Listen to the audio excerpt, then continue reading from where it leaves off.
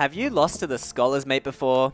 Have you then gone and studied, learnt your lesson, and then come up against it to only lose to another one of its dirty tricks?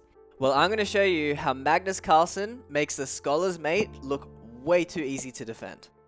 So we have a game here between Magnus Carlsen and Billy Lou, which I'm probably mispronouncing. He's from Algeria and born and lives in France, I believe. So this is the only player, at least I found, that's tried the Scholar's Mate against Magnus, at least on chess.com. And we'll get to see Magnus and how he neutralizes all of White's threats, and we can use that for our own games. So starts e4, e5, and then queen h5. So remember, this queen is attacking this pawn. Don't forget about it, and whatever you do, don't play g6, because you lose this pawn, you have to block the check, and then you lose your rook in the corner, and it's an absolute disaster. Don't do that. So Magnus plays knight c6. They play bishop c4, setting up this checkmate threat on the f7 pawn. And as long as you're very careful about defending this pawn, there's really nothing to worry about. So you can move your queen to e7 or f6, but the queen gets a little awkward there. It blocks your pieces from naturally developing. So Magnus likes to play the more natural g6, blocking this diagonal. The queen moves back, not giving up on this checkmate threat. But again, we just stay calm, just move our knight forward, block the threat.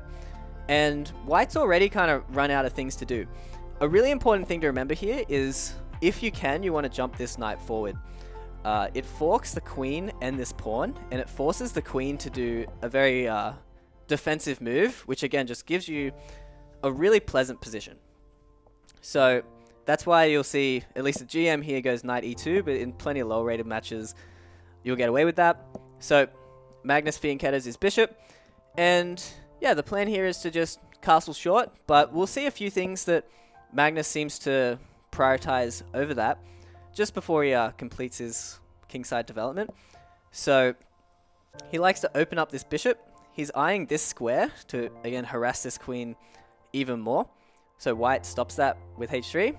Again, a lower rated player might not think to do that. Then Magnus decides to go after this bishop. The bishop pair is always great, and this bishop is trapped now that this pawn is blocking its path.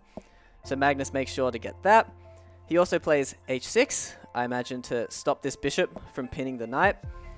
And then after that's all done, he even plays bishop e6, really delaying that castling.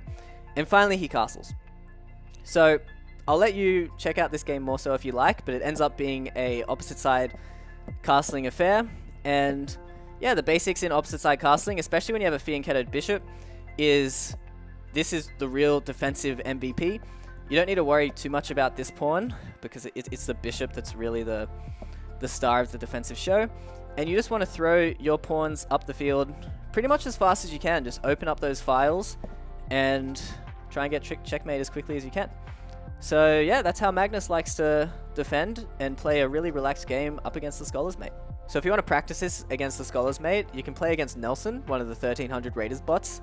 His description is that he loves bringing the queen out early. So as described, I played e4, e5, and here comes the queen, just like the Magnus game. I played knight c6, and then remembering the g6 setup from the Magnus game, he goes knight f3, remember knight f6, and now Nelson plays knight c3 here, which is an accuracy because, like I was talking about, you want to jump forward with the knight. But I did forget this, to be honest. Try not to forget in your own games. I just played g7, and then Nelson actually blundered with h3. So this is a blunder because we have this discovered attack here. So I just play d5, which will win the bishop. But it's even better than that against Nelson, apparently, because he just misses everything, and I get a free queen. So obviously a funny example, but when you're playing against people with the Scholar's Mate, they will make these aggressive blunders with their queen just because it is awkwardly positioned. So that's it for this video. Thanks for watching. Let me know if Magnus's setup is going to be helpful for you, or if you prefer something else against the Scholar's Mate. Other than that, remember to like and subscribe, and I'll see you in the next video.